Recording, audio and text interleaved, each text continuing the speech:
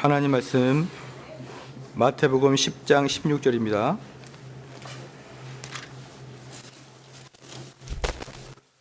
마태복음 10장 16절입니다.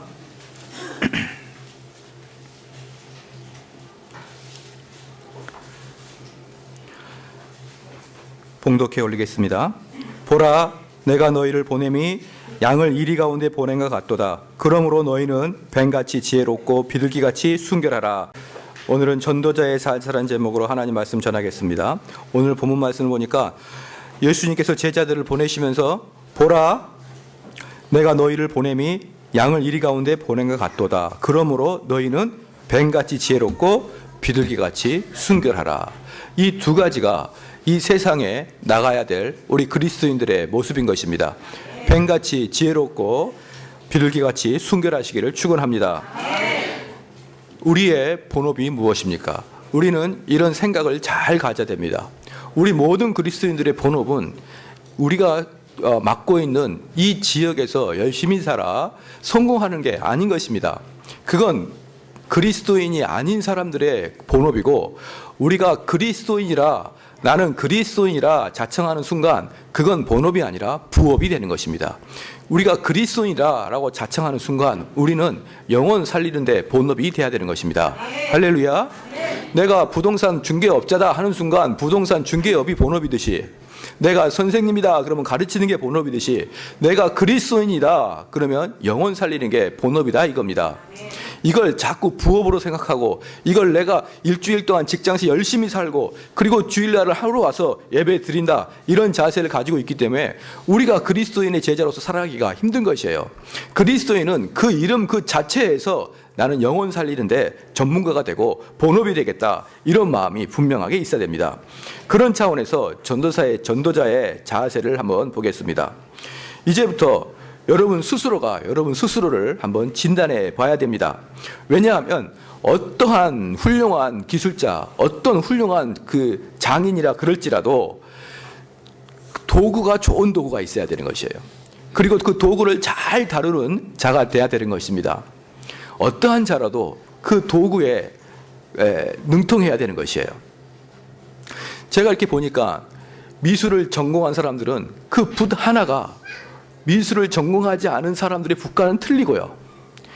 음악을 전공하는 이 플룻이나 이 관현악을 부는 사람들의 그 플룻이나 관현악은, 우리 교회도 플룻을 불고 있지만 이분들은 비전공자죠.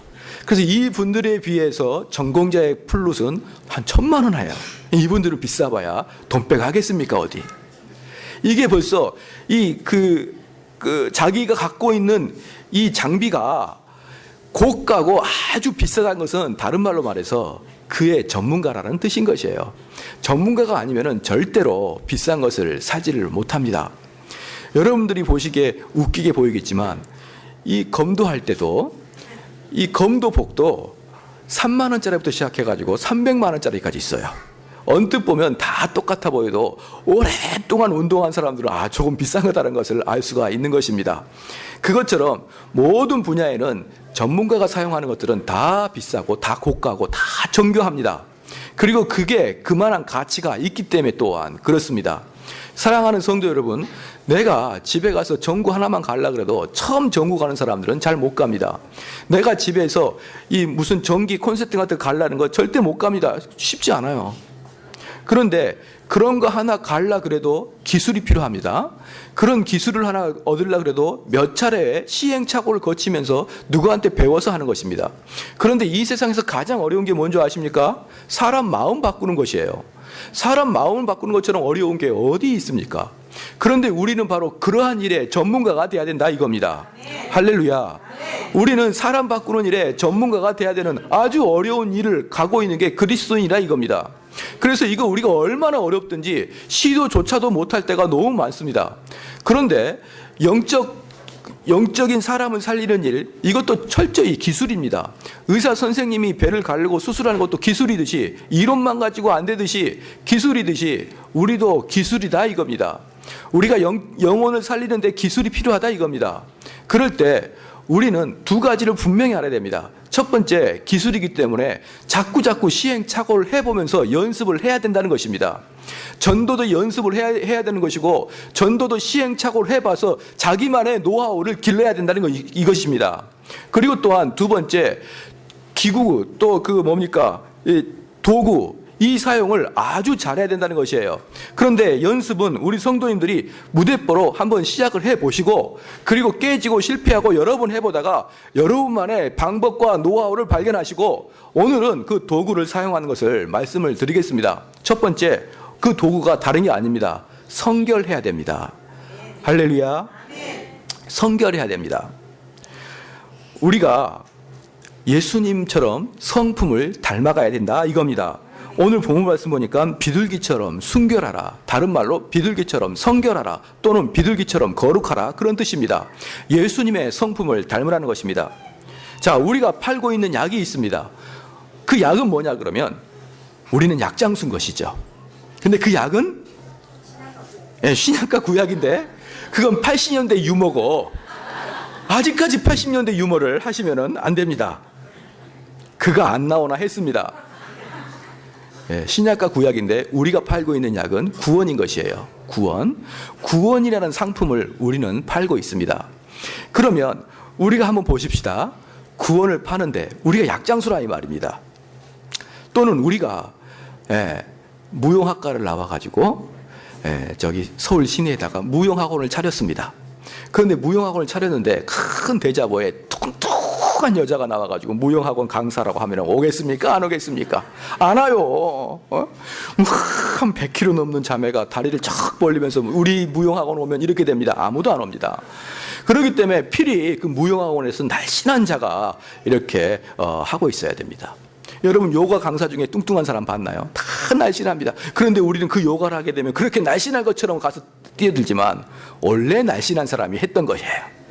그죠? 그래서 내가 팔고 있는 그 약 또는 이 감기약을 사 먹으면 모든 감기가 다 떨어집니다. 이렇게 하면 됩니까? 이렇게 하면 안 되는 거예요.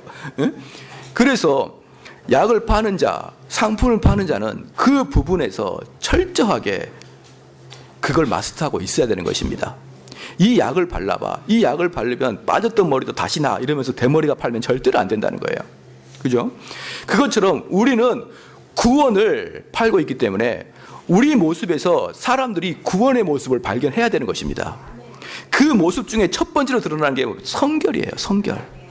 그러니까 우리는 구원을 받아서 천국에 가는데 죽어봐, 죽어보면 알아, 이렇게 말하면 안 되고, 우리는 구원을 받았기 때문에 이 땅에서의 삶이 성결하고 거룩한 모습으로 사람들에게 비춰져야 된다 이 말입니다. 약을 파는 사람이 그 약을 먹으면 건강하듯이 나를 봐라, 이 약을 먹으니까 이렇게 건강해, 나를 봐라, 이렇게 체육관을 다니니까 이렇게 몸이 날씬해, 그렇게 보여주듯이 우리는 나를 봐라, 내가 이렇게 성결하다라는 것을 보여줘야 됩니다. 우리는 유능해질 수는 없을 수 있습니다. 우리 교회 우리 성도들 보니까 그렇게 유능한 사람이 많이 없는 것 같습니다. 할렐루야. 실수를 머금고 아멘이라고 했습니다. 그런데 만약에 유능한 사람만이 그리스도의 사역자가 된다 그러면 우리는 여기서 사역자가 될 수 있는 사람 극히 적습니다. 그런데 하나님은 감사하게도 유능한 사람을 통해서 사용하는 게 아니라 성결한 자를 통해서 사용하시더라. 우리가 계속 교회를 다니지만 한 영혼 살리는 게 어렵죠. 그래서 너무 어렵습니다. 아까도 말씀드렸지만 너무 어려워서 포기해버리고 싶은 때가 너무 많아요. 그러면서 전도를 못하는 이유를 대기 시작하면 끝도 없이 됩니다. 그 중에 제일 많이 되는 것 중에 하나가 뭐냐 그러면 요즘 사회가 기독교로 사람들이 안 온다는 거예요. 또 하나 되는 게 뭐냐 그러면 내 삶이 너무 바쁘다는 것입니다. 그리고 또 하나 되는 게 뭐냐 그러면 내 주변에 있는 사람들이 전부 다 기독교를 너무너무 싫어하는 사람으로만 포진되어 있다라고 이야기합니다. 그런데 사랑하는 성도 여러분, 그건 변명거리가 아닙니다. 어떤 변명을 들든지 우리가 영혼 구원 못한 것들의 핵심은 뭐냐면 내가 거룩하지 않기 때문에 그래요. 내 삶을 내 주변의 친구에게 오픈해서 보여주기에는 내 삶이 너무 거룩하지 않는 것입니다. 그러니까 자신이 없는 거예요. 야, 교회 가자. 야, 예수 믿어라. 그럼 나처럼 된다. 라고 말을 못하는 것입니다. 너무나 많이 이기적이고 내가 누구에게 지고 싶지 않고 내 삶에서 절대로 양보하지 않으면서 야, 나처럼 된다. 어디 가면 미움받고 어디 가면 왕따 되면서 야, 교회 가면 나처럼 된다. 그러니까 내가 성결하고 내가 거룩하지 못하니까 사람들에게 구원을 보여줄 수 없는 것입니다. 사랑하는 성도 여러분, 구원은 말입니다. 죽어서 가는 게 다가 아닙니다. 구원은 이 세상에서 보여지는 것입니다. 할렐루야. 그래서 이 땅이 새 나라가 되는 것이에요. 그럴 때 야, 예수님 믿어봐. 그럼 나처럼 돼. 이게 바로 내가 성결해야 될 이유인 것입니다. 그러면 이제 관점을 한번 바꿔놓고 한번 생각해 봅시다. 우리 성도들이 만약에 전도를 하려고 마음먹으면 여러분의 삶이 얼마나 거룩하게 바뀌겠습니까? 그래서 이게 선순환인 것입니다. 나의 거룩함을 보고 사람들에게 전도할 때 그 다음에 곧바로 이루어질 게 뭐냐 그러면 내가 그 사람들을 보이게 하기 위해서라도 나의 삶을 의도적으로라도 거룩하고 성결하게 살 수밖에 없다는 것입니다. 내가 전도를 하려고 그러는데 그 사람을 뒤에서 해코지라고 어디 가서 분란을 일으키고 싸우고 그러면 절대로 전도를 못하니까 내가 어디 가서든지 거룩하게 바뀌기 시작하는 것입니다. 그러므로 전도를 하는 사람의 삶은 거룩한 삶이 될 것이고 전도를 하지 못한 사람의 삶은 일반 사람과 별반 차이가 없이 되는 것입니다. 그런 것 같죠? 이건 분명한 진리인 것입니다. 그래서 전도는 말입니다. 세상과 환경과 주변을 탓하는 게 아니고 내 삶이 거룩하지 못한 것을 탓하기 축원합니다. D.L. 무디는 기독교 역사상 아주 유명한 사람인 것입니다. 근데 D.L. 무디는 정말 무식한 자였습니다. 그 사람은 구두 수송공이었죠. 구두를 수선하는 사람이었습니다. 그 사람은 배운 게 별로 없어요. 그런데 그분의 설교는 사람들로 하여금 많은 변화를 일으킵니다. 그분의 설교를 여러분 D.L. 무디의 책을 읽어보면은 D.L. 무디의 책은 다른 청교도 사람들과 틀리게 별로 읽을 게 없습니다. 그 설교 내용이 별로 깊지가 않습니다. 그런데 D.L. 무디의 설교의 한 편 한 편은 거기에 참석했던 많은 사람들을 변화시킵니다.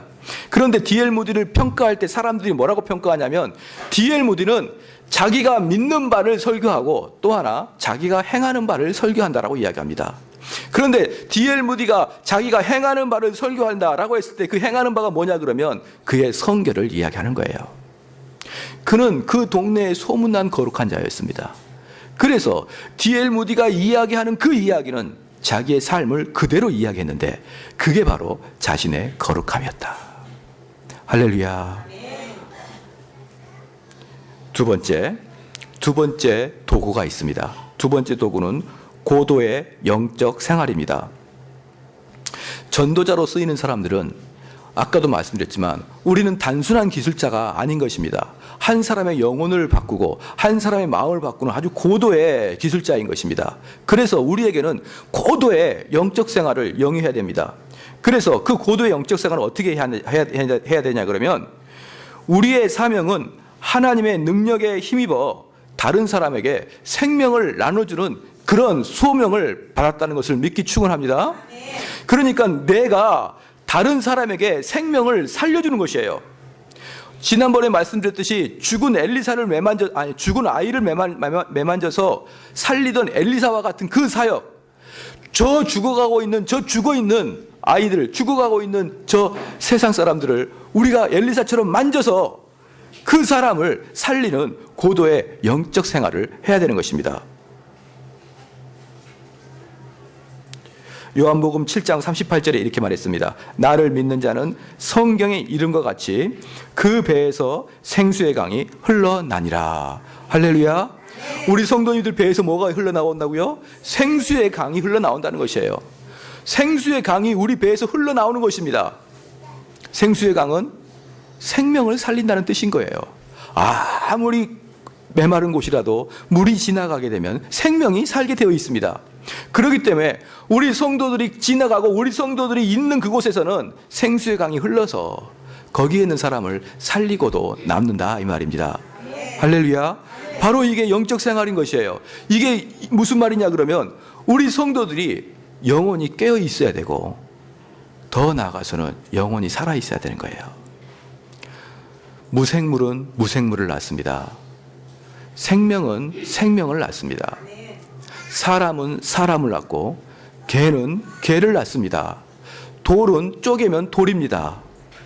그러므로 우리 영혼이 살아있는 사람은 영혼을 탄생시킬 수 있는 능력이 여러분에게 있다는 것을 믿기 축원합니다. 우리 성도들에게는 영혼이 살아있어요. 그렇기 때문에 내가 가서 살리는 사람들은 영혼이 살아나는 그런 역사가 우리에게 있다 이것입니다. 세 번째 도구는 겸손함입니다. 이게 매우 중요한 것입니다. 여러분 만약에 보십시다. 하나님의 입장에서 한번 생각해 보십시오. 하나님은 우리의 주인입니다.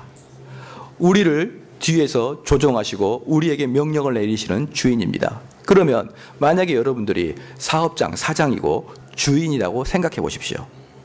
그러면 내가 쓰고 싶은 사람 중에, 내 부하 직원 중에, 내 밑에 사원 중에 교만한 사람을 쓰고 싶습니까? 야, 가서 저것 좀 해라. 아, 저는 그거 할 만한 그것은 아닌데요. 저를 잘못 보셨는데요. 이러한 사람을 우리는 쓸 수 있겠느냐 이 말입니다. 그러므로 하나님께서 쓰신 자는 겸손한 자를 쓰시는 것입니다. 하나님께서 어느 곳에 가서 어느 사람에게 가서 이야기하라고 말씀하실 때 아유 저는 저 사람과는 급이 다릅니다. 제가 어떤 사람인데 저 사람과 대화를 나눌 수가 있다 이 말입니까? 하나님, 제가 어느 사람인데 그 지역까지 갈 수가 있다 이 말입니까? 저는 말입니다. 서울 시내 바깥에 벗어날 수가 없는 그런 사람입니다. 우리는 교만한 사람은 하나님이 쓰실 수가 없습니다. 이사야서 57장 15절 말씀 보니까 지존 무상하며 영원히 거룩하며 거룩하다 이름하는 자가 이같이 말씀하시되 내가 높고 거룩한 곳에 거하며 또한 통회하고 마음이 겸손한 자와 함께 거하나니 이는 겸손한 자의 영을 소성케 하며 통회하는 자의 마음을 소성케 하려 함이니라. 하나님은 겸손한 자와 함께 하시겠다라고 하였습니다. 할렐루야. 그래서 우리는 하나님과 함께 하고 싶은 사람들은 모두 겸손한 자로 들어가야 됩니다. 그러면 교만함에는 두 종류가 있는데 이 두 종류를 자세히 들어보고 여러분이 교만한지 겸손한지를 체크를 한번 해보십시다. 두 가지인 것입니다. 첫 번째는 하찮은 일을 떠벌리기를 좋아합니다. 하찮은데 떠벌리기를 좋아해요. 이게 뭐냐? 다른 사람을 자신의 대화에 끼어들게 한 다음에 그 대화를 들은 사람으로 하여금 자기를 칭찬하도록 하는 거예요. 네. 우리는 그러지 않죠. 자신을 칭찬하도록 하는 거예요. 자기가 하는 일은 별로 탐탁한 것도 아닌데 모아놓고 계속 자신의 일이 얼마나 귀중했고 자신의 일이 얼마나 어려웠던 것을 막 이야기함으로 또 그리고 자신의 일이 얼마나 성공적으로 이루어지는 것을 이야기함으로 듣는 사람으로 하여금 야 대단하다, 너 참 능력 있다 라는 이야기를 듣고 싶어 합니다. 이분들은 자기 비유에 맞춰주기를 사람들에게 원하고 있고 제일 원하는 게 뭐냐면 칭찬 듣기를 아주 갈망하고 있어요. 우리는 칭찬 듣기 별로 안 좋아하잖아요. 그죠? 네, 그런데 이 교만한 사람은 칭찬 듣기를 매우 바라고 있습니다. 그리고 매사에 자기 중심적이며 그리고 자기가 얼마나 똑똑한지를 사람들에게 계속 어필하려고 하는 그런 시간들이 필요합니다. 자, 이런 사람들이 교만한 자의 첫 번째 유형인 것입니다. 그 다음에 두 번째 유형입니다. 이 사람은 안하무인격입니다. 안하무인격. 이 사람은 짐짓, 겸손한 척도 안 합니다. 다른 사람들이 나를 어떻게 생각하는지 상관없습니다. 무조건 깔아뭉갭니다. 사람들에게 칭찬을 들으려고 거짓으로 겸손도 안 합니다. 첫 번째 사람은 겸손하거든요. 거짓으로라도. 아유 뭐 제가 별거 한 거 있나요? 아니야 너 잘했어. 첫 번째 사람은 거짓으로라도 겸손하는데 두 번째 사람은 거짓으로 겸손도 안 합니다. 다른 사람이 어떻게 생각하느냐? 그건 자기에게 중요한 게 아닙니다. 오직 자기 자신이 최고인 것입니다. 몸을 빳빳이 세운 최고의 모습인 것입니다. 첫 번째 특징이 뭐냐 그러면 첫 번째는 자기들이 교만한지도 모릅니다. 보편적으로 첫 번째 사람 특징은 자기가 교만한지를 몰라요. 그냥 자기는 있는 그 사실을 그대로 이야기했다고 생각할 뿐입니다. 자랑거리를 늘어놓는데 그 첫 번째 사람들의 특징이 뭐냐 그러면 자랑거리를 늘어놓는데 자기도 그게 자랑인지 모르면서 그냥 자기가 좀 고상한 줄 알라고 생각해요. 그리고 듣는 사람도 그 사람이 지금 자랑하고 있다는 것을 정확하게 파악 못하면서 아 저분은 좀 더 능력이 있고 고상한 분이다라고 느끼게 이야기합니다. 그래서 첫 번째 유형은 저분이 교만한지 교만하지 않는지를 잘 분간을 못하게 왔다 갔다 하는 그런 교만인 것입니다. 두 번째 교만은 안하무인격이라 했죠. 누가 어떻게 생각하든지 천상천하 유아독존인 것입니다. 얼마나 딱 들어오는 순간 그 얼굴에 싹 바람이 부는데 교만 이렇게 불어요. 누가 봐도 아 이분은 교만하구나라는 걸 알 수 있습니다. 첫 번째, 두 번째 누가 더 문제가 심각한 교만자일까요? 첫 번째는 이분은 교만을 바꾸기가 엄청나게 어렵습니다. 왜냐하면 자기 스스로도 교만하고 있다고 느끼지 못하기 때문에 그렇습니다. 두 번째 교만자는 치유 불가능합니다. 치유 불가능합니다. 그 사람은요 영원히 교만해서 그냥 지옥에 가는 사람이에요. 그래서 여러분 잘 들으셔야 됩니다. 얼굴에서 살랑살랑 교만 이게 나오신 분은 그 사람은 큰일 난 사람이에요. 하나님이 그와 함께 거하지 않는다고 아까 말씀드렸습니다. 그런데 우리가 한번 생각해 보십시다. 제가 언젠가 설교한 것 같은데 짐짓 자기가 의롭다는 것을 가장한 바리새인과 바리새인들은 자신들이 의롭다고 가장합니다. 이 사람과 자기가 의로운 것 상관도 없이 악한 사람이 있습니다. 그런데 누가 더 무섭냐 그러면 후자가 더 무서워요.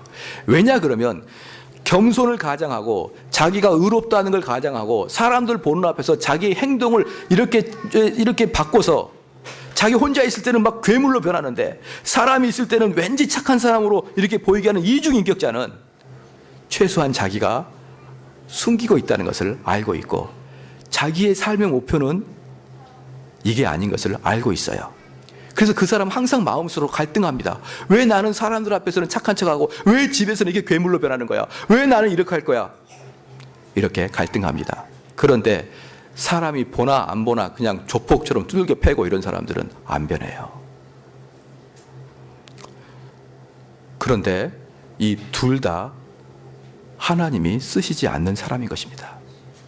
사랑하는 성도 여러분, 우리는요 겸손한 자가 돼야 되는데 특별히 이 목회자도 얼마나 겸손해서 빨리 이탈하는지 제가 보여드릴게요. 우리 목회자들도 때에 따라서는 금방 교만해집니다. 어떨 때 그럽니까? 설교 끝났는데 우리 성도들이 목사님 이번에 설교 너무 좋았어요. 그럼 그 순간 교만이 벌떡 일어나요. 내가 명설교 가지. 나랑 비길 수 있는 사람은 스펄전이나 로이드 존스 외에는 누가 있겠어? 순간적으로 교만이 퍽 일어납니다. 그리고 거룩한 예배를 드리고 내려오는 순간 마귀는 목사를 교만하게 만듭니다. 그러니까 사랑하는 성도 여러분, 여러분은 목사님께 은혜 받았습니다 이야기 안 해도 됩니다. 그냥 여러분의 삶이 바뀌면 됩니다. 할렐루야. 그러면은 하나님 말씀이 선포됐구나 이렇게 느낄 수 있습니다. 그런데 목사님께 와가지고 계속 목사님 말씀 우리나라에서 최고입니다, 제일 좋습니다. 그러면은 다른 말로 목사님 빨리 넘어지세요, 빨리 쓰러지세요. 거룩한 예배가 끝난 이후에 목사님 마음에도 금방 교만이 드는데 우리 성도들이야 일반적인 삶에서 얼마나 교만에 쉽게 넘어지겠습니까? 사랑하는 성도 여러분, 항상 겸손하기를 축원합니다. 축원합니다. 그래서 여기 있는 모든 사람들 사업에 조금 성공하신 분 있죠? 사업에 성공하신 분, 또 공부에 좀 성공하신 분, 직장에서 좀 성공하신 분, 다 하나같이 마음을 먹어야 될 게 뭐냐면 하나님, 나의 나 된 것은 다 하나님의 은혜입니다. 할렐루야. 여러분이 잘나서 그런 게 아닙니다. 우리가 아이들을 보니까 아주 독특합니다. 어떤 아이는 나이가 어림에도 불구하고 집중력이 그렇게 좋아요. 그런데 어떤 아이는 얼마나 산만한지 모릅니다. 그리고 어떤 아이는 그 나이에 맞지 않게 너무너무 막 공부를 잘해요. 근데 어떤 아이는 패 죽여도 공부를 안 합니다. 사랑하는 성도 여러분, 그 머리는 하나님이 주셨다 이 말입니다. 그러니까 그러면 공부 못한 사람은 공부 안 해야 되겠네요. 하나님이 안 주셨으니까. 그렇게 생각하면 오해인 것입니다. 공부 안 한 사람은 공부 잘하게 생긴 머리를 갖고 태어난 사람보다 10배는 더 노력하고, 공부 좋은 머리를 갖고 태어난 머리는 하나님께 겸손하게 감사하라 이겁니다.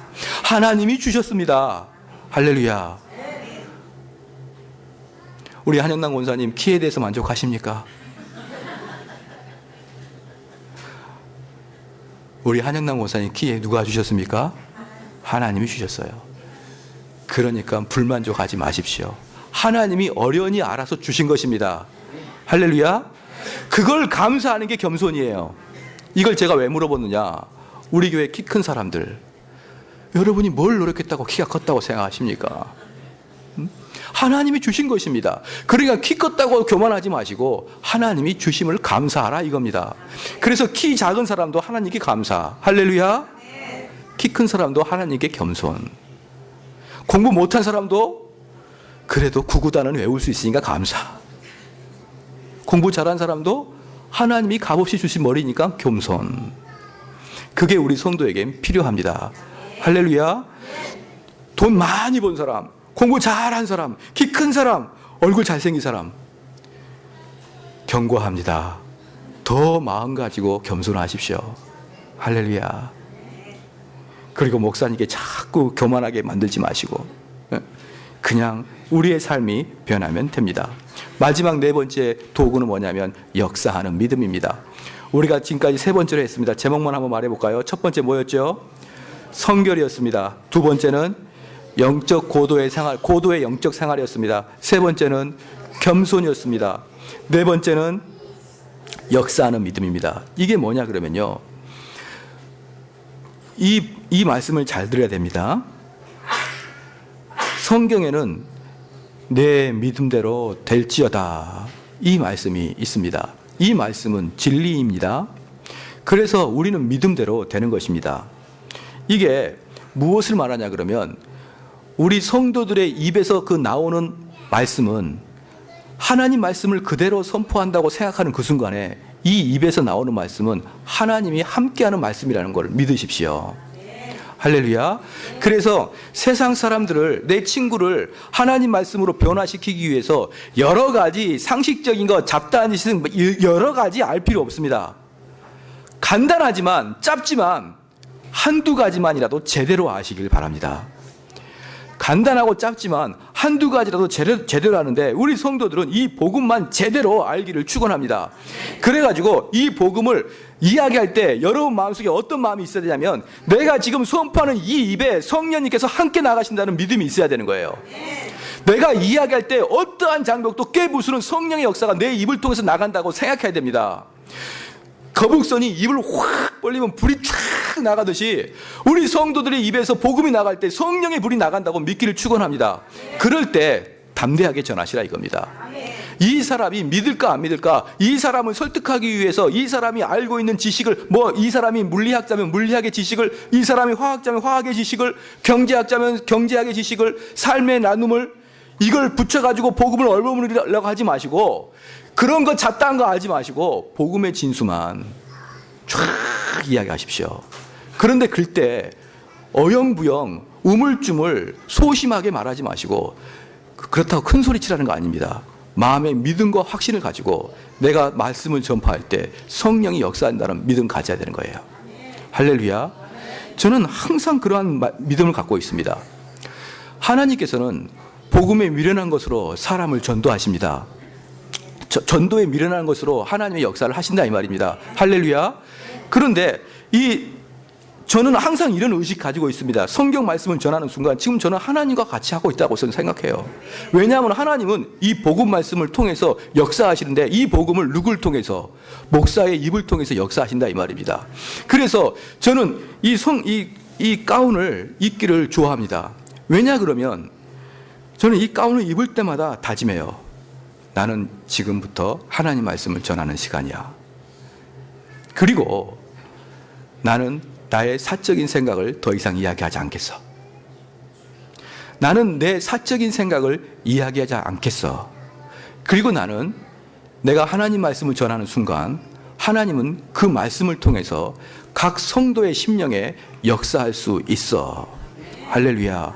그리고 우리 성도들이 영적으로 거듭나거나 또는 영적으로 더 믿음이 쌓이게 하는 유일한 방법은 정대원 목사의 설교야. 저는 이걸 매주마다 다짐합니다. 저는 그렇게 설교단상에 올라와요. 제가 왜 그런 설교단상에 올라오냐 그러면 제가 신대원 졸업할 때 로이드 존스의 목사와 설교라는 책을 계속 읽었습니다. 제가 그걸 약 7번 정도 읽었어요.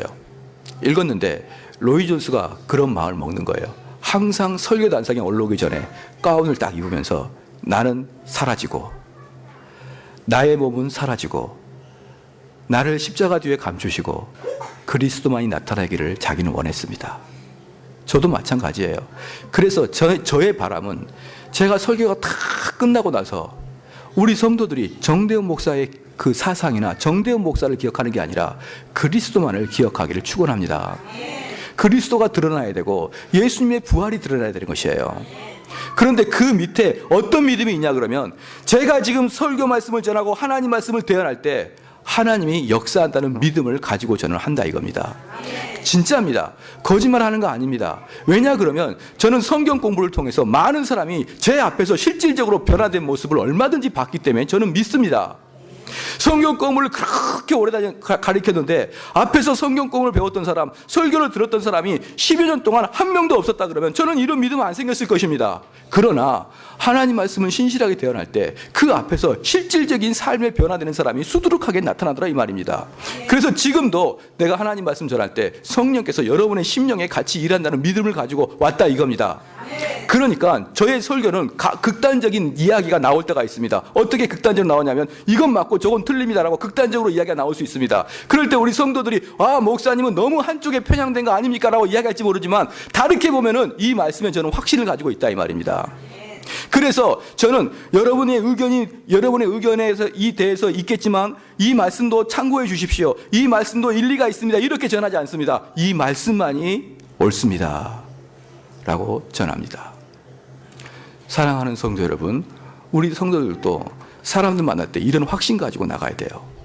그래서 우리 성도들이 복음을 제시할 때 하나님께서 여러분의 입을 통해서 역사한다는 믿음을 가지고 나가길 축원합니다. 그렇다고 그분과 싸우라는 게 아닙니다.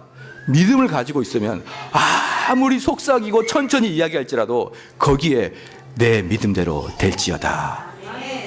말씀의 결론을 맺겠습니다. 우리는 전도를 하는데 영적 구령 사업자가 되는데 우리는 이게 아주 첨예한 것입니다.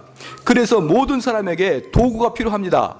그 도구가 있어야 되고 우리 성도들은 그 도구를 가지고 여러 번 실습을 해보고 넘어지고 깨지고 성공도 해보고 이러면서 영적 전도자의 전문가가 돼야 되는 것입니다. 그게 우리에게 주신 예수 그리스도의 대위임 명령입니다.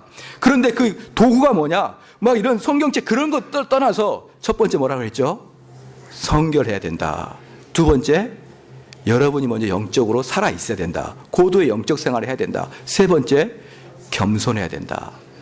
할렐루야. 네 번째, 역사하는 믿음을 꼭 가지고 있기를 축원합니다.